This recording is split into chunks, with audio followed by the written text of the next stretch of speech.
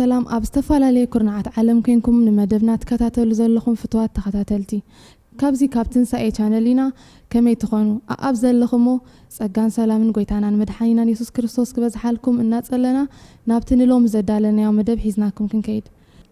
ኣብ ናይ ሎሚ መደብና ሰንሰለት ብተኮ ተሳጊርካ ወለዶኻ ኣሳግር ኣብ ትሕቲ ዝብል ኣርእስቲ ኣብቲ መሰረታዊ ጎይታና ኢየሱስ ክርስቶስ ኣብ መስቀል ዝሰርሖ ውዱእ ስራሕ ኣብኡ ደው ኢልካ ነቲ ኣብ ህይወት እግዚአብሔር ዝበለልካ ነገር ክትገብር ዘኽእለካ ብዓወት ምምልላስ ከመይ ከም ንኽእል እንድህስሰሉ ኣጋጣሚ ይክኸውን ሎሚ ድማ ቃል ኣምላኻዊ ሓዘል ኮይኑ ነዚ ጉዕዞ እዚ ዘተባብዕና ብዙሕ ስንቂ ክህበና ዝኽእል ካብ ህይወቶም ይኹን ካብ ኣገልግሎቶም ብዙሕ ክንመሃረሉ እንኽእል ኣገልገልቲ ዓዲመ ኣለኹም ሳይ ፎሎ ክትገብሩና ብፍቕሪ ኣምላኽ ይሓተኩም ብፍላይ ከዓ ኣብ ውሽጢ ዓድን ኣብ ወፃእን ማለት ኣብ ስደትን እትነብሩ መንእሰያት ብብዙሕ ናይ ህይወት ውረድ ደይብ እትሽገሩ ኣብ ብዙሕ መዳያት ናይ ህይወት ውረድ ደይብ ዝበዝሓኩም ብቓልስን ብዓቐብን መስገደላት እትሓልፉ ምንባርኩም ክሳዕ ትጸልኡ ተስፋ ብምቁራጽ እትሽገሩ መንእሰያት ሎሚ ተስፋ ከም ዘሎ ከበስረኩም ይፈቱ ምኽንያቱ እግዚአብሔር ብህይወት ክንነብር ክገብር እንከሎ ብምኽንያት እዩ ናብዚ ዓለም ኣምጺኡና እዚ ምኽንያት እዚ ክንነብረሉ ከዓ ሓደ ቃል ኣምላኽ ሂቡና ኣሎ በዚ እንድሕር ደኣ ንመላለስ ክኢልና ኩላትና ኣብቲ ዝተባህለልና ዕላማ ክንበጽሕ ከም ንኽእል ርግጸኛ እየ እምበር እዚ ሎሚ ንዝትየሉ መደብ ነዚ ኩሉ ክሕግዘና ከም ዝኽእል እና ተስፈኹ ምሳይ ክትሓብሩ እምንቶ እዩ እምበር ከምቲ ክነግረኩም ጸናሕኹ ምሳይ ኣዝየ ዝፈትዎም ካብ ኣገልግሎቶም ይኹን ካብ ህይወቶም ብዙሕ ተማሃርና ናይ ኣምላኽ ሰባት ኣለዉ ፓስተር ኣኽሊሉ ሃብተኣብ በዓልቲ ቤቱ ዘማሪት ኤልሳ ሰለሙን ከምኡውን ኣገልጋሊ ነቢ ሳሙኤል ነጋሲ ኣብ ማእኸልና ኣለዉ ብዙሕ ብተሞክሮ ይኹን ብኣገልግሎት ክንመሃሮ ንኽእል ኣዝዩ ብሉጽ ነገር ኣሎ ኢለ እየ ዝኣምን ብሓፈሻ ነዚ መደብ ከዳሉ ዝደርኸኒ ማለት እዩ ብዙሓት ካባና ካብቲ ድሕረ ባይታና ዝምርኮስ ካብኡ ተበገሰ ዝተፈላለየ ዓይነት ፀቕጢ ዘለዎ ህይወት ብምሕላፍና ወይ እውን ካብቲ ናብ ጎይታ ቅድሚ ምምጻእና ኣብ ዓለም ከለና ዝተለማመድናዮ ናይ ሓጢያት ልምምድ ወይ እውን ዝተሰጋገረ መርገም ክኸውን ይኽእል ካብኡ ሓሊፉ ከዓ ካብቲ ኣብ ህይወት ዝገጥመና ሽግራት ብኡ ተላዕለ ኣብ ገዛ ርእስና ዘለና ትሑት ኣረኣእያ ብተወሳኺ እውን ብሓርነት ከይንመላለስ ኣብ ህይወትና ኣብ ናብራና ኣብ ተግባር እዳውናን ኣብ ዝምድናታትናን ኣብ ኣገልግሎትና እውን ከይተረፈ ዕዉታት ከይንኸውን ዝገብረና ብዙሕ ነገራት ኣሎ እዩ ስለዚ ነዚ በቲ ኣምላኽ ዝሃበኩም ጸጋን ጥበብን ማለት እዩ ንዓይን ንኩሎም ዞም ተዓዘብትናን ካብኡ ክንወፅእ ክንክእል ምእንቲ ዝዓለመ ሓሳብ እዩ እዚ ኣርእስቲ ዝኸነዳሉ ዝገበረና እሞ መጀመርያ ግን ኣባና ኣብቲዮም ኣመንቲና እንበሃል ሕብረተሰብ ዝተፈላለዩ ዓይነት ርዲኢት እዩ ዘሎ ኣብ መርገም ማለት እዩ ገለ ኣነ ካብ መርገም ነፃ እየ እናበለ ግን ከዓ ህይወቱ ትሪኦ እሞ ደይተላቐቐ ኣብኡ ኣብ ሓዉ ኣብ ሓፍቱ ኣብ ዓባዩ ብሓጉ ዝነበረ እሱውን ይደግሞ እንዴት ኣብ ጎይታ ኣሎ ህይወተይ ተለዊጥ እዩ ይብል ገለ ከዓኒ ብጠቕላላ ኣነ መርገም ዝበሃል ኣይምልከተንን እዩ ዝብል ዝተፈላለዩ ዓይነት ርዲኢታትን ሓሳብን ኣለና እሞ ነዚ ብኸመይና ነተዓርቆ ብዝብል ሓሳብን ሕቶን ክንጅምር ፓስተር ባእኻ ክንጅምር ኢና ሓራይ መጀመርያ እቲ መርገም እንታይ እዩ ዝብል ሓሳብ ክንዘራረበሉ ጽቡቕ ኮይኑ ይስማዓኒ ምክንያቱ እቲ መርገም ዝብል ሓሳብ ብመሰረቱ ጽቡቕ ጌሩ ክርዳእና ስለ ዘለዎ ማለት መጽሓፍ ቅዱስ ክነግረና ከሎ ኣብ ገላትያ ምዕራፍ 3 እንታይ ኣሎ ንሕና ነቲ ተስፋ መንፈስ ብእምነት ክንቅበሎ እቲ በረኸት ኣብርሃውን ብክርስቶስ ኢየሱስ ንህዛብ ምእንቲ ክኸውንሲ ኣብ ዕንጨቲ ስቀል ዘበለ ርጉም ተጻሒፉ ኣሎ እሞ ክርስቶስ ኣብ ክንዳና መርገም ኮይኑ ካብ መርገም ሕጊ ከም ተሸያየጠና ነጊርና ኣሎ ስለዚ እቲ ጉዳይ ኣብቲ ቀረብ ወይ ከላይ ኣብቲ ክርስቶስ ዝገበሮ ነገር ኣይኮነን ኣባና እዩ ዝምርኮስ ማለት እዩ እቲ ካብ መርገም ምልቓቕ ደይምልቓቕ ግን እቲ መርገም እንታይ እዩ ዝብል ሓሳብ ግን ብዙሕ ግዜ ምስ ቃላት ተተሓሓዘ እዩ ማለት ብቃላት ኣቢሉ ናብ ህይወት ሰባት ዝልቀቕ በረኸት ኣሎ እንደገና ብቃላት ኣቢሉ ከዓኒ ናብ ህይወት ሰባት ዝልቀቕ ከዓ መርገም ኣሎ ኣብ ዘዳግም ኣብ ምዕራፍ 28 ክልቲኡ ኣንቢርልና ኣሎ ማለት እዩ ነቲ ሕጊ ኣምላኽ ነቲ ፍቓድ ኣምላኽ ነቲ ሓሳብ ኣምላኽ ንዝፍጽሞ ዘበሎ ኣብኡ በረኸት ተዛሪብልና ኣሎ በንጻሩ ከዓ ንዕኡ ዘይገብሮ ዘበለ ኩሉ ከዓ ርጉም ይኹን ኢሎም ከዓ እቶም ገለ ክፋል ናይቶም ነገራት ከዓ ነቲ መርገም ከም ዝዛረቦ ኣብኡ ነጊርና ኣሎ ማለት ስለዚ እቲ መርገም ድሕሪኡ መለኮታዊ ሓይሊ ሃሊዎ እቲ تزريبوسي أب هيوت حادث سب ولا أب هيوت أب نابرا نايت سب تسعنو سلوا زمسي مالتي لازم حجي مرقم كن بالكلنا نتايو مس هيوت مس نايزر العالم هيوت مس نايزر العالم رستي أيقوننا نتحززلنا أبز مدري زخت نبر كلا خاسي أبستفعل عليه سقطي أبستفعل عليه رأس متحات أبستفعل عليه زي عود خونه من مللاس نخت نبر زجبركا النجاريو أب إرمياس بغير تزاري بالله على مرقم كزارب كله إرمياس 10 شعته نبون خيناتي كفل الصحف مالتي كم زبل حساب الله كاب حموش جميرو خمبه إجزابير كم زبل الله أبسب زوكل كل سمخا أبسجا زجبر بلبون كاب إجزابير زرحة سب الرجوميو جنتا رجوم مرقم كقال سخلو نسو يلون ترجم سخان السب نت مرقم ذلوا سب نسو خم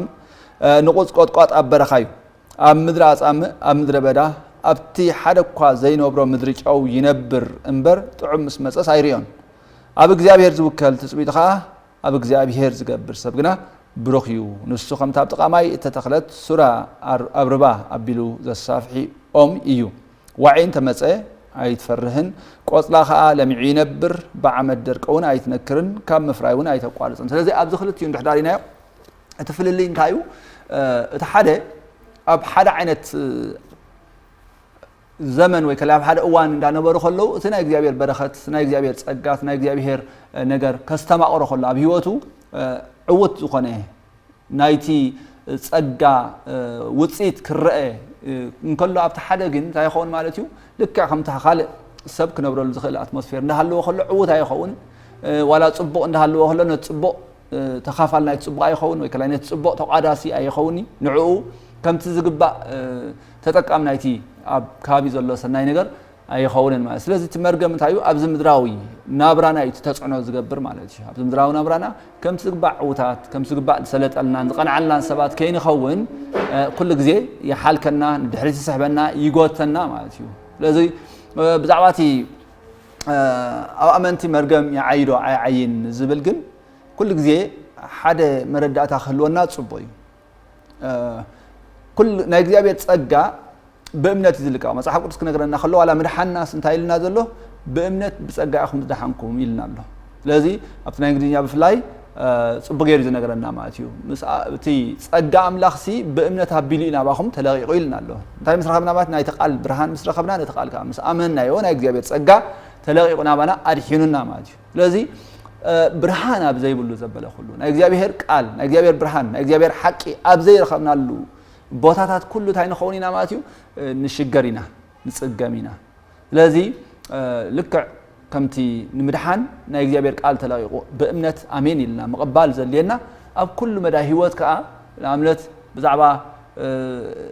اب تعنا عوتات كنكون كريستوس يسوع حمامنا خمس وسده كريستوس يسوع كم زقوسلنا بعبيو كريستوس يسوع مسقال مرجم كم تخونلنا اتي نايتي قال برهان تردينا بأمنة كنقبلو خلنا قالوتي اب هيوتنا غبراو زخون انبر كريستوس يسوع نعلم بملو بجاملا سلازموتلو علم بملو اي دحنتن لكخوم خا نحنا نتقال اب هيوتنا برهان دارخبنا لينا خبتي سقطنان زخبدنا النجر حرا ناوصنا نخيد بالمالتي واو تقرم مغلاص باستر ويتا يبارخك حرا يا حواتي سبو غيرهم غليصوم انديوم غن مرغم كنبل كلنا ناي حاتيات وصيتيو كوم دما نقال املاح كابزي مزاز زمصيو ابز فترات محرز مجمريا خنريو خلنا እግዚአብሔር ንአዳም ሓደ ትእዛዝ ይሂቦ ስለዚ ካብቲ ትእዛዝ ምስ ዓለወ ይመርገም መጽዩ ስለዚ ምድሪ መርገም ኮይኑ ኣብታ ሰበይቱን መርገም ኮይኑ ስለዚ ካብ ሓጢያት ውጽኢትን ካብ ንቃል ኣምላኽ ካብ ዘይምእዛዝን ካብ መጸ ኣመንቲ ድማ ንጎይታና ኢየሱስ ክርስቶስ ምስ ተቀበሉ መርገምስ ኣብ ህይወቶም ከዓይ ይኽእሉ ኣይክእልን ካብ ዝብል ድማ اتبرهان مستقبل كايو كاب كل عينة مرقم حقي كشايطنا زخل صقا تقبلنا لنا سلازي ابتا معرف حموش تقلاتيا فقد حدا انت يدبل كريستوس حارا خابه وصانا سلازي صنعو تبل تقسله سلازي تبرهان مسحاس كايو اتبرهان اباخنا عابي غلبتنا وسخي مصمو نتي كاولدو خايكون كاب سفلالي مغدي اباخا كمص ز تحاسب مرقم بكريستوس تشايط الكا سلازلو سخاغن ناي تبرهانن ቃልን ጉልበት ኣብ ህይወትካ ንዓበየ እናወሰኸ ምስ መፀ ነቲ ጉልበት ሒዙ ብድሕሪኡ ከምቲ ፓስተር ድበሎ መለኮታዊ ሓይሊ ብድሕሪኡ ፀቕጢ ዝነበሮ ናይ መርገም ሓይሊ ካባኻን ካብ ዓሌትካን ምንጋፍ ይኾነልካ ማለት እዩ ስለዚ ምጽናዕ የድሊ ክርስቶስ ሓራውፂና ይሞ ስለዚ ጽንዑ ምስ በለ ደጊም ከዓ በርዑት ናይ ባርነት ከይትቁረኑ ይብል ስለዚ ናይ ብርሃን ሓይሊ ምስ ሓስካዮ ውሽጥኻ ምስ ኣተወኻ ኣብኡ ጸኒዕካ ክትዋጋኻ የድለይካ ማለት እዩ ለዚያ ክውስኸላ ይደሊ ኣብ ኣንእሽተይ ንምውሳኽሲ እንታይ እዩ ኩሉ ግዜ ብዛዕባ መርገም ክንሓስብ ከለና ስቕ ኢሉ ድመፅእ ነገር ኣይኮነን ማለት ምኽንያት ኣለዎ መበገስ ኣለዎ ማለት እዩ ምንጭ ኣለዎ ስለዝኾነ ከዓ እዩ ኩሉ ግዜ ኣብ ሓደ ዓንኬል ድሕር የዝረና ኣሎ ኮይኑሲ ብድሕሪኡ እንታይ ኣሎ ኢልና ክንሓስብ ዘድልየና ማለት እዩ ምክንያቱ መፅሓፍ ቅዱስ ክዛረብ ከላ ብምሳሌ 26:2 ምኽንያት ዘይብሉ መርገምሲ ኢሉ ከምታ ትነፍር ጭሩ ከምታ ትበርር ለውሃኺቶ ኣይበፅሕን ኢልዎ ስለዚ እንድሕር ኣብ ሂወትካ ገለ ከምኡ ዓይነት ዓንኬል ኮይኑ እንዳዞረ ዝመፅእ ዘሰልክየካ ድጎተካ ነገር ኣሎ ኮይኑ ድሕሪኡ ገለ ምኽንያት ኣሎ ማለት እዩ ገለ ድሕሪኡሲ ነቲ መርገም ከም ኣፍ ደገ ኮይኑ ዓይ ወይ ከላይ ከም ኣፍ ደይ ምእዛዝ ክኸውን ይኽእል እዩ ሓጢኣት ክኸውን ይኽእል እዩ ወይ እውን ካብ ወለዶ ዝመፀ ነገራት ክኸውን ይኽእል እዩ ስለዚ ኣብኡ ብርሃን ንኽትረክብ ምስ መንፈስ ቅዱስ ግዜ ምሕላፍ ኣዝዩ ኣገዳሲ ይኸውን ማለት እዩ ኣብዚ ክንሪኦ ዝደሊ ቀንዲ ነጥቢ እንታይ እዩ ድሕረ ባይታ እንታይ መሰረቱ ድሕረ ባይታ ክንብል ከለና እንታይ እዩ እዚ ድሕረ ባይታ እዚ ኣብ ናይ ሓደ ሰብ ሂወት ክዕወትን ደይ ክዕወትን እንታይ ጽልዋ ኣለዎ ፓስተር እዚኣ ተተብርሃልና እወ ድሕረ ባይታ ተራ ኣለዎ ኣብ ኩሉ ድሕር ኣብ ሶሲዮሎጂ ክምህሩ ከለውሲ እቲ ናይቲ ሰብ ካራክተርሲ ኔቸር ፕላስ ነርቸር ማለት እቲ ናቱ መንነት እንደገና ከዓ እቲ ዘዕበዮ ተደሚር እዩ ነቲ ናይቲ ሰብ ባህሪ ዝቆርጾ ይብሉ ኣብቲ መንፈሳዊ ዓለም እውን ከምኡ ማለት እዩ እቲ ድመጻኻሉ ናይ ደም መስመር እቲ ካብቲ ወለድኻ ተቀበሎ ዲኤንኤ ኣሎ መጽሓፍ ቅዱስ ነገርና ኣሎ መርገም ክሳብ ሳልሳይ ራብዓይ ወረዶ ከም ዝኸይድ ነገርና ኣሎ ናይ እግዚአብሔር በረኸት ከዓ ክሳብ ሽሕ ወለዶ ከም ዝኸይድ ነገርና ኣሎ ስለዚ ተራ ኣለዎ ማለት እዩ እቲ ኣማጻጻኻ ድሕረ ባይታኻ ተራ ኣለዎ ከመይ ኢኻ ዓቢኻ እንታይ ዓይነት ሃዋህው ዓቢኻ እንታይ ዓይነት ናይ ሓጢኣት ምልማድ ዘለዎ ንምንታይ ዓይነት ናይ ሓጢኣት ምልማድ ተኸፊትካ ነርካ ንምንታይ ዓይነት ኣብ ባዕዲ ኣምልኾ ተሳቲፍካ ነርካሲ ኣብቲ ሂወትካ ኣለዎ ተጽዕኖ ማለት እዩ እቲ ቀንዲ ከነተክሮ ዘለና ግን ድሕረ ባይታኻ ብዘየገድስ ፍታሕ ኣብ ክርስቶስ ኣሎ ንኣብነት እንድሕዳሪና እውን ኣብ መጽሓፍ ቅዱስና ሰሎሞን ኣብ ጽቡቕ ዝኾነ ድሕረ ባይታ መፅኡ ክነሱ ናብ ዘይተደለየ መፈንጥራ ባዕሉ ርእሱ ኣቃሊዑ ናብ ኣሽሓት ኣንስቲ ኣትዩ ማለት እዩ ነሽሓት ክመርሕ ዝተፀውዐ ሰብ በንጻዱ ከዓ ከም በዓል ጢሞቴዎስ ኣመሰለኻ ብጽቡቕ ናይ እምነት ምልማድ ካብ ንእስነቱ ኣትሒዙ ብእምነት ከለብሞ ዝኽእል ቅዱሳት ጽሑፋት እንዳንበበ ዝዓበየ እሞ ከዓ ስሩዕ ዝኾነ ሂወት ድሓዘ ንርኢና በንጻዱ ከዓ ካብ ዘይመስል ድሕረ ባይታ መፅኦም ከዓ ከም በዓል ያዕቤፅ ኣዲኡሲ ብፃዕሪ ወልደ ኢላ ያዕቤፅ ኢላቶ ማለት እዩ ግን እግዚአብሔር ይመስገን ኣብኡ ኣይተረፈን ነቲ ነበረ ድሕረ ባይቱ ቀይሩ ምስ ኣምላኽ ተጸጊዑ ሽሙ ከጸውዕ ከሎ ንሪኦ መጽሓፍ ቅዱስ ክነግረና ከሎኻ ካብ ኣሕዋቱ ዝበልጽ ኣሕዋቱ ዝኸብር ነበረ ይብሎ መወዳእቱ ማለት ስለዚ ድሕረ ባይታ ተራ ኣለዎ ግን ኣብኡ ኣይንደረት ምውፃእ ይከኣል እዩ ክብል ይፈቱ ማለት እዩ እዚ ክንብሎ ፀናሕና ኣዝዩ እንዲሁ ኣገዳሲ ምክንያቱ ሰብ ኣብ ሂወት ክገዝእ እንድሕር ኮይኑ ብዓወት ክመላለስ እንድሕር ደኣ ኮይኑ ካብ ጥዑይ ዝኾነ ፋውንዴሽን ክብገስ ኣለዎ እዚ ከዓ ናይ ኣእምሮ ምርዳእ ማለት እዩ ኣብ ኣእምሮና ነቲ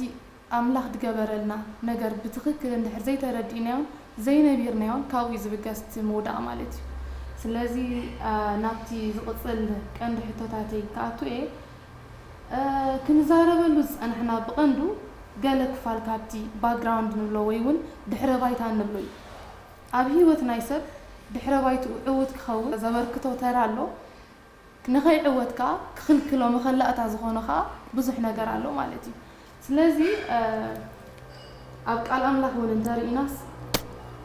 ካብ ቤቶም ዕውታት ዝኾኑ ማለት ካብቲ ዝፀንሖም ባክግራውንድ ተበጊሱ ዕውታት ዝኾኑ ሰባት ኣለዉ ናዮም ንኣብነት ከም በዓል ጢሞቴዎስ ማለት እዩ ብሰንኪቲ ዝበፅሖም መከራ ብሰንኪቲ ዝበፅሖም ሽግር ከዓ ኣብ ብዙሕ ሽግር ዝኣተዉ ግን ከዓ ንዕኡ ስዒሮም ወፂኦም ሰባት ዝኾኑ እውን ኣለዉ ናዮም ኤልሲና ባህ خمጽእ እንታይ ኣብነት ክትብና ትኽእሊ ካብ ቃል ኣምላኽ ሰበት ብዙሕ ውረደይ ሓሊፉስ ኣብ ዓወት ክበጽሕ ከም ዝኽእል ኣብነት ክኾነና ዝኽእል أنا بفلاي بزي إيريا زي كحسب كله فتيمو تي دحر بايتا ناتا نبرختي الكاز زي تحسب سب أما نقول ناتجن جابه راس جيروس أب فتيمو أب كم زعينات برخت كتات تدخل الكاذي تحسب سب أب بايبل أب متحف قدوس اللاتنا دحر استوعلنا روتيات بهال روتسي كريا خله فتيمك نفتي زاتوتو مسمر ناي غويتانا يسوع كريستوس بسغاز تولدلو ناي دم مسمر ناب اخت اوتو الكا فتيمك يحسبني مخنياتو نايروت قداماي دحر بايتا انصار برخت زخنا وي تصعنو خغبرلا زخل عبي ناتا زرئي كابي متي عند حريلنا روتسي إلي ملك زبهال سب اي نعمي سبيتو كاب بيتلهم نا يهودا تميت مسكونة ناب مواب نسو كلتا دقونن نعمي سبيتو خوينو مستسددو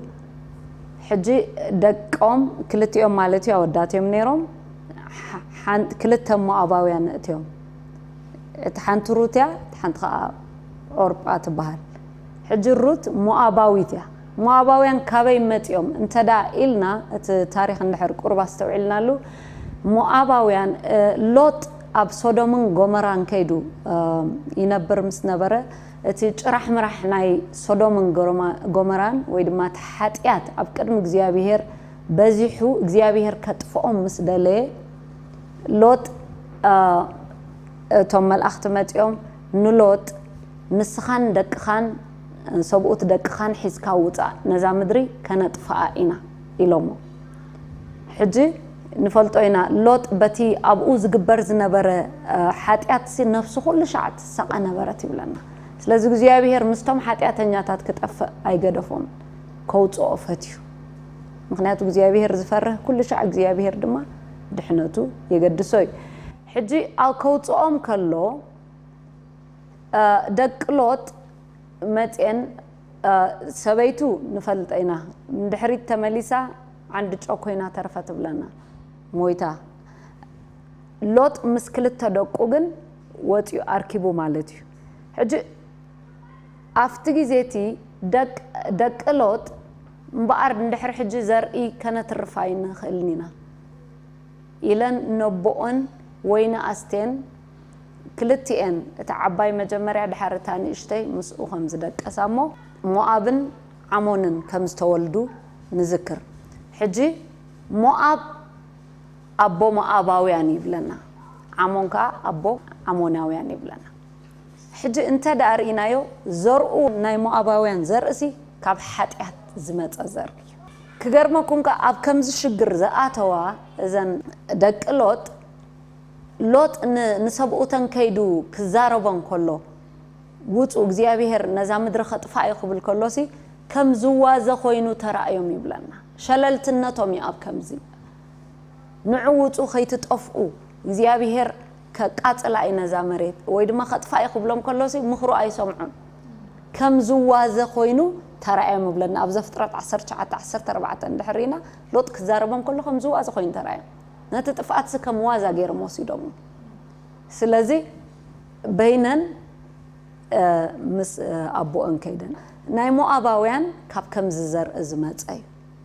سلازي مجمرة دحر بايتا زرعة فتيمكا نبرخت خون زي حسابي ولا بقط أباوسي أزياز تهاسيت سبيانيرا حماتا بتميتيوم كاب مدري هدات سديدوم ولو أبتي ناي مدرمو أبكاني كلتيهم دك أمويتهم وش من سبعة نروت مويتو مالتيو ولو نتحد حموتاون مويتو بزح قط أباوي شجر كم زنبرن تريخا دحر نعمسي إجزابي هربت حوام من يهودا مسمعت كتملس دليا عدا روت دماني مس أخذ كيد دليا جابوا أنت لا تاسي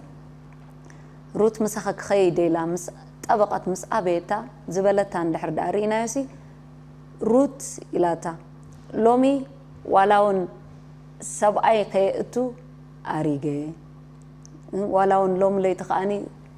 سبعي انتزوتو ولاون اتي زولد قول عقص عبدو كتصبي اخي سلازي كيد نابعد ختملس بيزيكال التسفاس بخلو ستسفا زينه برا سبيعني لا جنا روت انت دارينا امود اتا እግዚአብሔር ክባርኻ خلوسي ببواز غيرو مستملسا نبواز مستمرعوتو بواز بيزيكالي بواز نمن وليدو ندحريلنا يوبيد كأن السين داويد كأ نسولومن اندابله افت مسمر ناي غويتانا يسوع كريستوس امود اتا يوسف نماريام زتحاطي افت مسمر ناي غويتانا يسوع كريستوس ياتح سلازي روت انت دارينا يسي فتصيمكا كحجز زيك دحر بايتا ينيروا እግዚአብሔር ግን اب كم زعينه برخت ابطحوا سلازي ገለገሌና هو زدقف دحر بايتا يبلنان እዚ يهاسينايو አሉታው ጽልዋ አለው አብናብራና ግን ንግዚአብሔር እንተዳ ጠቢቅናዮ እግዚአብሔር ካብዝ ሁሉ ናይ ድሕረ ባይታ ነገራት አሳጊሩ አፍቲ ክንበጽሖ ዝኽእል አፍቲ ንሱ ዝመደበልና ናይ በረኸት ቦታን عرفتن كأتونا يخيلي مالتي حجة أبزي خطأ زدلجن روت بتعم قرم تبلكا نعمسي تسفاية بالكن مساين تخيت كسي لازم مخاد أيد ليكني كم تاع عربا نعدات ملس دلا تملسي أبو حشكي ولا أنت ديت مرعاه أوصي مصبوغ مصدق حشكي مساين تخيت كجن إلى تا أنا أريجي كأتو أي كلني أنت تعاتوا بحجز عبق والعون نعاخك خنا كيبون already روتسي أفتقديت كتأرجعون سلازي منم تسفى يبلكن تملسي أتبلا زلا حج روتسي قال تسفى ناي برخد قال ناي صبق نجر أي كونتن نعمس عباته أنت بقى حق أنيا فقري نحماتا السات حتى حق أنيا فقري أتعبيقاتا حجي ناب قويتا خنمت انكلنا اتحقنيا فقر قويتا ايدا كطابق النازل لومبر او እግዚአብሔር ከምዝ خغبرلي እግዚአብሔር ከምዝ خغبرلي እግዚአብሔር እት خغبرلي ጽቦይ አምላኽ ሰናይ ስለዝኾነ ሰናይ ነገር ገብሪ ክርስትና ብዙሕ ረብሓ አለው ግናኸ ፍቅር እግዚአብሔር ደሪኽና ኢና ንስዕቦ ከምዛሩት ጥብቕ ዝበለታ ብጣዕሚ ካብ ዝገርመንሲ نعم زبلت عند حد سمعنا نسخي أبد حدر كي حدر أبد موت يقع وموت أملاخ كأملاخي هزبخ هزبي أملاخ كأني أملاخي كابخسي نعين نعم دفلنا موت أنت زي كوينو إجزيابير كم زي جبرني كم زون يدجمني تبل حد كجرما كي مؤباويت يا روت مش جن إجزيابير كم زي جبرني كم زي وسخني نايتهم ما أباوين أملاخ كم زي جبرنا أي بلد مقنعته already أملاخ سي كاب نأمي رئاتو مسؤول حبرت جيرا مسؤول تتعبي أنيرا بأملاخ يا تمحل دلا سلازم نتأب نأمز رأيته أملاخ كم زي أجراسي طبق إلاتو سلازم إذا خرج كبي مسأت خيدة وينذور سن خرج كبي إلى أيقونة كيدا بقى تحق أنها فقري أتعبي عتا لازم كم ويو كريستنا نقويتا إنا نتأبقو بمول اللي بخانك زيابير أملاخ كاس عبو كالو كل خاي يسعبك من البات لومي كم زقبر مو نقويتا خم زقبر مو بز خبار خكاي زبل بزح بري كونديشنز نقمتينا نو كريستنا ولاون حجكو زي حجزنا خمي غيرنا نوصينا نبل دلنا نمبر ولاون بزي عبزنا يمدر زلو برخت كي تبارخك انت خيرك عاب مخصب الله مخنياتو لعل خلو نايزل عالم هيوت وفويت بلالو ناي እግዚአብሔር فقري علىك እና በዚህ እግዚአብሔር فقرو ተረዲ እና ክንስዕቦ እንከለና እሱ እቲ ሓደ ካብሩት ንማሃሩ እሱ ይኸደግፍዋ ናፍቲ እግዚአብሔር ዝአድመደበላ በርኸጣት ያማለቲ ሞዳታ كنوح حنتي كتقصا زدلي بؤاز زبلا انت داريناسي اتي اب تحت اخنافو كتصقعيو الك مصي خزلخ اغزيابير عسبخ كابو ملو يخون يلو روتسي منم كال كسحبا زخل برخت حيزه ايكونتن كيدا وي نوعو تصبي ايكونتن كيدا جن ابتي تحت اخنافو كتصقعيو الك مصي خزلخ اغزيابير نسو عسبخي كابو ملو يكون يلوها كاب እግዚአብሔር عسب ተጸብያ بفصوم فقر ተጣቢqa خيدانا كاب انا مهارو ازي اسخا ادغيفواي لعلو كله كتوصك غيروا قويتاي بارخكي ኤልሲ كغرمن صنيحو قال املاخ سنتايلو قدم መንግስት املاخن صدق እንደለዩ ካለ ኩሉ ኸ ይውሰኸልኩም ይብል እግዚአብሔር ኩሉ ተስፋታቱ ህያዊ ግን እትቀዳምነት ክውሃብ ዘለው ኣብ ህይወትሲ ልክዕ ከምዚ ናይ ሩት ክትነግርና ጸናሕክስ ሩትሲ እታዝነበረ ተሐቀኛ ፍቅርን ሓማታ በዓል ቤታም የለን ካብ ሩት ትረብሖ ገንዘብ ይኹን ትረብሖ ካል ነገር የብላን እታ ፍቅር ግን ኣብ ትሞትዮ ይቅበር ክሳዕ ትብላ ኮይና ዛ ፍጽምቲ ፍቅር እዚያኻ ናብ ብዙሕ በረኸት ኣትያታ ከምዚ ነገርና ጸናሕክ ማለት እዩ ስለዚ ሲ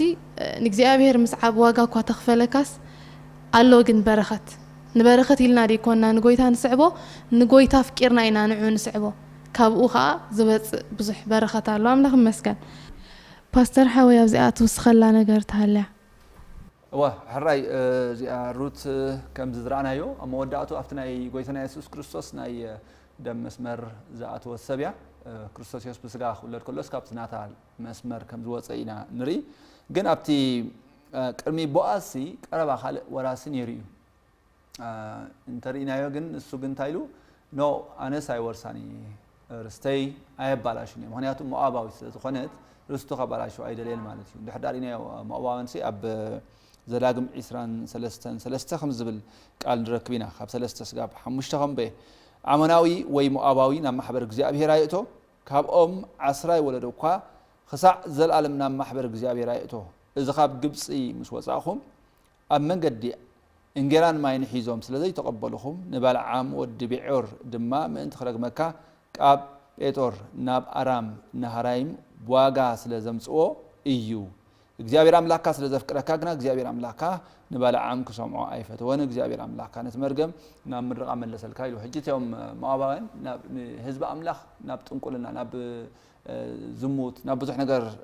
ዘውደቁ يوم نيرهم دعنا كم ذري أزلنا صبوا نجار يتقبلون نتينا እግዚአብሔር ህዝቢ بز مخنيات زخا هيوتهم مرجم صو سوات يوم نيرهم كم محبر كم مؤابان كم محبر እግዚአብሔር سي كسر عشرة ولده أيتوس لزبل بز مخنيات زي سبعي انتهي زبل مالتيو أي رأسي أي بلاشوني زبل مالتيو جن كم زمسلة عبيد خانة عدل كم زملت أينا نري مالتيو مواداتو باز مسأتوا أزيا بلهي خانة السبيتي دبام سبيتي مانياتو أو حدا نجاري الوالو تخط دعية الكي زمزاخ أملاخ عسبخي ملو يقول ريلو لا يبحكي ملو لبانا أملاخ استملست درو بلبانا محبر أملاخ زاتوت بركة أملاخ استقبل السب مخانا فريتو كم دو سداينا نرياو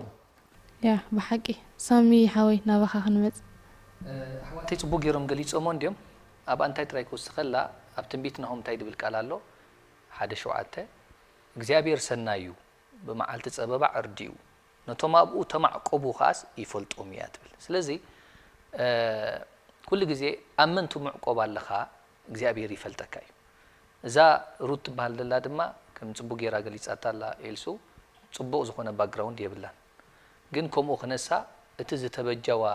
ሰብ እንድሕር ሪናዮ ቦአዝ ማለትዩ ቲ ኣብቲ በኹሪ ጽሑፍ ክትሪኦ ከለኻ ተበጃዊ ዝብል ትርጉም ይደለዎ ካብ ኩሉ ዓይነት ጽቡቅ ዘይኮነ ድሕረ ባይታ ዘለዋ መጽያ خነሳ ግን ተበጂው ወሎዳኣ ከም ተበጀዎ ማለት እቲ ዝመጸቶ ወሎዶ ወላ ቀሊላ ይኹን ወላ ኣብ መጽሐፍና እግዚአብሔር ወሎ ቃል አምላክ ካአቱ ደይፈቀደሎም ከነሶም ግን ተበጂው እዚ ስእላው መልክዕነቲ ክርስቶስ ተበጀወልና መብጃውን የሪኤካዩ ስለዚህ ጽብቅታ ዓይነት አብነት ያሂባትና ደላ ስለዚህ ወላ ሓንቲ ነገር ዝርአ ዘይብሉ خነሱ ግን ኣብ አምላኽ ጥራይ ተጸጊዓ በመምጻያ ናብቲ ሱር ናይ ጎይታ ናይ ክርስቶስ ተአቱ ደላ ስለዚህ ጎይታ ከዓ ነዚ ምጽጋዓ ሙሉእ ብሙሉእ ሙኻኑ ስለዚ ፈለጦ ስለዚ ረአዮ ኣብቲ ናይ ህይወት ለውጣትያ ማለት እዩ ስለዚ ነቶም ኣብኡ ተማዕቀቡ ይፈልጦም ይትብል ንዓጥራይ ከስምረላ ይደሊ ብዛዕባ ስምካ ምጻኻ ኣክቹዋሊ ወላ እቲ ሩት ዝብል ስሙን ቀሊል ስም ኣይኮነን ማለት ከምዚ ሞቕ ፍቕሪ ማለት እዩ ናይ ብሓቂ ሞቕ ዝኾነ ፍቕሪ ንኣምላኽ ነይርዋ ካብኡ ዝተበገሰ ኸዓ ሞቕ ዝኾነ ፍቕሪ ኸዓ ንሓማታ እውን ነይርዋ ማለት እዩ ጎይታ ይባርኽ ዝገርም ምግላፅ እዩ ዝመፅእ ዘሎ ኣምላኽ ይባርኽኩም እምበኣር ከምዚ ክንሰምዖ ፀናሕና ማለት እዩ ልክዕ እዚ ናይ ሩት ሂወት ዝርአ ነገር ምንም ዘየለ ክነሱ ካብኡ ተበጊሳስ ኣብ ከመይ ዝበለ በረኸት ኣትያ ክሳዕ ንሕና እውን ከም ኣብነት ክንወስዳ በቂዕና ኣለና ማለት እዩ ፓስተር እንታይ ክትብለና ትኽእል ሕራይ ኣብዚ ናይ ሩት ፅቡቕ ኣስተምህሮ ዝህበና ክፍሊ እንድዩ ምናልባት ኣብ ዝተፈላለየ ናይ ሂወት ወፅመድ ዘለኹም ኣብ ዝተፈላለየ ናይ ሂወት ጉዕዞ ዘለኹም ብፍላይ ከዓ ብብዙሕ ነገር ኣብ መስገደል ዘለኹም ማለት እዩ ምናልባት ወልፊ ክኸውን ይኽእል እዩ ናይ ሓጢኣት ማእሰርቲ ክኸውን ይኽእል እዩ ወይ እውን ኣዝዩ ዝተጋነነ ርእሰ ምትሓት ክኸውን ይኽእል ብዝተፈላለየ ነገር ኮታ ኣብ ሂወት ኣነስ ክዕወት ኣይኽእልኒ ትብሉ ሰባት እንድሕር ኣለኹም ከምኩም ሓደ ነገር ክነግረኩም ይደሊ ተስፋ ኣሎ መፅሓፍ ቅዱስ ክነግረና ከሎ ብዛዕባ ክርስቶስ ክዛረብ ከሎ ማለት እዩ ቃል ከም ዝነበረ ካብ መጀመርያ ኣምላኽ ከም ዝነበረ ብኡ ኩሉ ከም ዝኾነ ዘይብኡ ዝኾነ ከም ዘየለ ክዛረብ ፀኒሑ ሂወት ኣብኡ ነበረት ኢሉ ሂወት ከዓ ብርሃን ሰብ ነበረት ይልና ኣሎ ስለዚ ጎይታና ኢየሱስ ክርስቶስ ብርሃን ኮይኑ ናብዚ ዓለም ዝመጽ እዩ እዚ ብርሃን ዛብ ዝበርሆ ዘበለ ኩሉኻ ጸልማት ኣይሕዞን እዩ ብርሃን ኣብ ጸልማት የብርህ ጸልማት ከዓ ኣይሕዞን ይብለና ስለዚ ተስፋ ኣሎ ኣጀኹም ናብዚ ብርሃን ዝኾነ ክርስቶስ ምስ እትመጹ እዚ ስዕበኩም ዝነበረ ጽላሎት ተቐንጢጡ ክኸይድ ክትርእይዎ ትኽእሉ ኢኹም ማለት እዩ ልክዕ ከምዛ ኣብ ሓደ ቤት ኣቲና ጸልማት ጸኒሑ ልክዕ ምስ ወላዕና ብርሃን ዝኸውን ከምኡ ከዓ ኣብ ክርስቶስ ብርሃን ኣሎ ናብ ክርስቶስ ክዕድመኩም ይፈቱ ማለት እዩ ኣብኣ ኣልግባቢለ መፀዋዕታ ክገብር ይፈቱ ምናልባት ከም ዝኽብሎ ፀናሕኹ ብዝተፈላለየ ድሕረ ባይታ ተፀቐጥኩም ተታሓስኩም ክርስቶስ ተስፋ ምዃኑ ነጊረኩም ኣለኹ ኣይከኣልኒ እዩ ዝብለኩም ናይ ፀልማት ሓሳብ ኣይትስምዑ ክርስቶስ ሂወት እዩ ክርስቶስ ፈውሲ እዩ ኢየሱስ ማለት ንሱ ንህዝቡ ካብ ሓጢኣቱ ከድሕኖም እሞ ስም ኢየሱስ ክሰምየኺ ተባሂሉ ከም ተፃሕፈ ናይ ሓጢኣት ፈውሲ ኢየሱስ ስለዚ ናብ ኢየሱስ ክርስቶስ መፁ ዕድመኩም ምናልባት ሓቢርኩም ምሳይ ክትፅልዩ ንእሽተይ ጸሎት ክንፅሊና እግዚአብሔር ኣቦና ንባርከካ ኣሎና ስለ ምሕረትካን ስለ ለውሃትካን ተመስገን ክሳብ ዛ ሰዓት እዚኣ ንስኻ ኢኻ ነዞም ሰባት እዚኦም ፀርካዮም ሕጂ እውን ሓይሊ ሓጢኣት ብሽም ኢየሱስ ክርስቶስ እሰብሮ ኣለኹ ሓይሊ መርገም ብክርስቶስ ኢየሱስ ይሰበር ክርስቶስ ኢየሱስ ኣብ መስቀል ኣብ ክንዳና ሓጢኣት ኮይኑ ሓጢኣትና ወሲዱ እዩ ክርስቶስ ኢየሱስ ኣብ መስቀል ኣብ ክንዳና መርገም ኮይኑ መርገምና ወሲድዎ እዩ ሎሚ መፍታሕ ይኹነሎም ብሽም ኢየሱስ ክርስቶስ እጽልይ ኣለኹ ኣሜን ኣሜን እዚ ክንብሎ ፀናሕና ርእስቲ ብሓፈሻ እንተሪኢኻ ነቶም ኣብ ዓለም ዘለው ጥራይ ዘይኮነ ኣብ ቤት ኣምላኽ ከይተረፈ ንዘለው መንእሰያትና እውን ይጸሉ እዩ ሳምሓዊ ነዚ ኣተኪርካ እንታይ ትብለና ከምዚ ናይ ኣሕዋተይ ፓስተር ኣኽሊሉን ኤልሱን ክጠቕስዎ ዝፀንሑ ወላ እኳ ፅቡቕ ዘይኮነ ድሕረ ባይታ ካሊካ መቐረት ዝህብ ንሂወትካ ዘመቅር ክርስቶስ ከም ዘሎ ግን ተገሊጽልና ኣሎ ስለዚ ኣመንቲ ኮንኩም ብከምዚ ዓይነት ፀቕጢ ናይ ድሕረ ባይታ ብዝተፈላለየ መገዲ ርእስኹም ኣብ ምትሓትን ከምኡ ድማ ነቲ ቁኑዕ ዝኾነ ክርስትያናዊ ሂወት ንኸይትነብርዎ እውን ካብ ዝሕዘኩም ዘበለ ኩሉ ግን ሎማዓንቲ ክርስቶስ ኣብ ሂወትኩም ዝተገልጸ እቲ ቅብኣቱ ካብ ኩሉ ዓይነት ማእሰርቲ ዘዘልቕ ኣለኩም እዚ ንባዕሉ ብስራት እዩ ኣብ ቀዳማይ ዮሐንስ ምዕራፍ 3 ፍቅዲ 8 እንታይ ድብል ቃል ኣሎ ዲያብሎስ ካብ መጀመርያ ሓጢኣት ከም ዝገበረ ሞ ሓጢኣት ዝገብር ድማ ካብ ዲያብሎስ ምዃኑ ምስተዛረበ ደድሕሪያ ግን እንታይ ትብል ቃል ኣላ ወዲ ኣምላኽ ድማ ነዚ ግብሪ እዚ ንምፍራስዩ ተገሊጹ ትብል ቃል ኣላ ስለዚ ካብ ዝተፈላለየ ናይ ወለዶ ፀቕጢ ካብ ዝተፈላለየ ናይ ፅቡቕ ዘይኮነ ድሕረ ባይታ ከላቀቀኩም ዝኽእል ወዲ ኣምላኽ ኢኹም ኣብ ውሽጥኩም ይሕዲርኩም ዘሎ ስለዚ ምስኣ ኣልግባቢለ ንዓኻ ኣናጊፉ ከምኡ ድማ ወለዶኻ ከናግፍ ዝኽእል መንግስቲ ኢኻ ተቐቢልካ ዘለኻ እታ ኣብ ወንጌል ማቴዎስ 13 ካብ ፍቕዲ 31 ካልእ ምስላ ከምዚ ኢሉ መሰለሎም መንግስተ ሰማያት ሰብ ወሲዱ ኣብ ግራቱ ዝዘርአ ፍረ ኣድርያ ትመስል ንሳ ከዓ ካብ ኩሉ ካልእ ኣዝርእቲ ትንእስ ምስ በቆለት ግና ኣዕዋፍ ሰማይ መጽአን ኣብ ጨነፍራ ክሳዕ ዝዓርፋ ካብ ኩሉ ተኽሊ ኣሕምልቲ እትዓቢኦም ትኸውን እዚ ቃል እዚ ናይ ብሓቂ ሓያል ቃል እዩ ስለዚ እታ ተቐቢልካያ ዘለኻ መንግስቲ እናዓበየት እናፈረየት ምድሪ እናኸደነት እያ ትኸይድ ንዓኻ እናጊፉ ንወለዱኻ ከናግፍ ዝኽእል ወዲ ኣምላኽ ተገሊጹ ኣሎ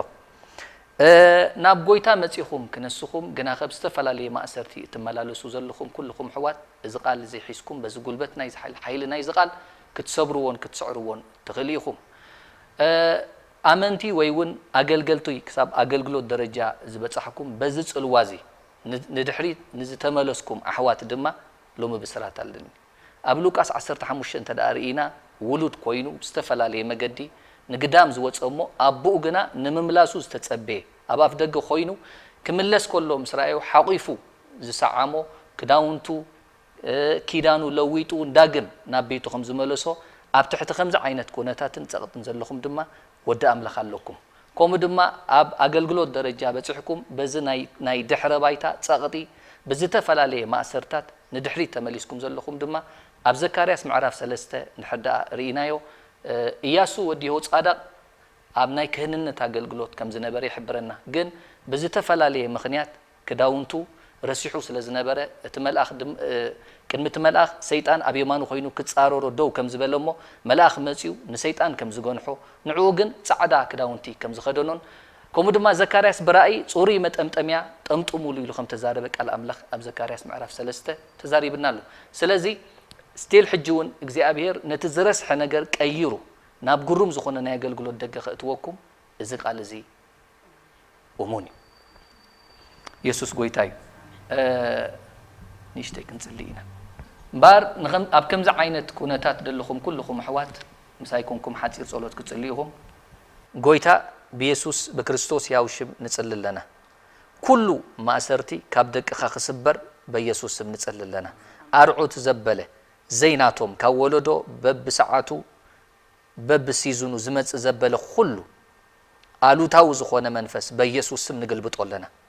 ደቅኻ ሓራ ክኾኑ ሓራ ውፂኻዮም ኢኻ እሞ ኩሉ ኣርዑት ባርነት ካብኦም ካብ ስድሮኦም ካብ ህይወቶም ካብ ወለዶኦም ብስልጣን ወዲ ኣምላኽ ነፍርሶ ኣለና ብኢየሱስ ስም ኣሜን ዕድሜና ኣኽቢርኩም ናብ ዝምምጻኹም ብጣዕሚ እየ ዘመስግነኩም ጎይታ የሱስ ዓዚዙ ይባርኽኩም ካብቲ ብዙሕ ኣገልግሎትኩም ካብቲ ምስክርነታትኩም ካብዚ ክመጽእ ጸንሐ ሰማያዊ ምግላጽኩም ብዙሕ ተባሪኸ ኣለኹ እዞም ተዓዘብቲ እውን ምሳይ ከምኡ ከም ተባርኹ ርግጸኛ እየ እምበኣርከስ እዚ ጸንሓና መደብ ኣብ ዘወዲእና ኣለና ቀዳማይ ክፋል ኣብ ተዛዚሙሎ ኣብቲ ዝቕጽል ክፋላት ከዓ ሓቢርኩም ነቲ ዝስዕብ ትምህርትታት ክትከታተሉ ብፍቕሪ ኣምላኽ ሓተኩም ከምቲ ንስኻትኩም ተባርኽኩም ካልኦት ክባርኹ ምእንቲ ነዚ ኣገልግሎት ሼር ላይክ ሳብስክራይብ ብምግባር ተኻፈልቲ ናይ ዝበረኸት ክትኮኑ ይዕድመኩም ጎይታ የሱስ ይባርኽኩም ኣይትረስዑ ሰይጣን ጀካ ክሰርቕን ክሓርን ከጥፍእን ካልእ ኣይመጽን እዩ ወዲ ኣምላኽ ተገልጸ ግና ግብሪ ዲያብሎስ ምእንቲ ከፍርስ እዩ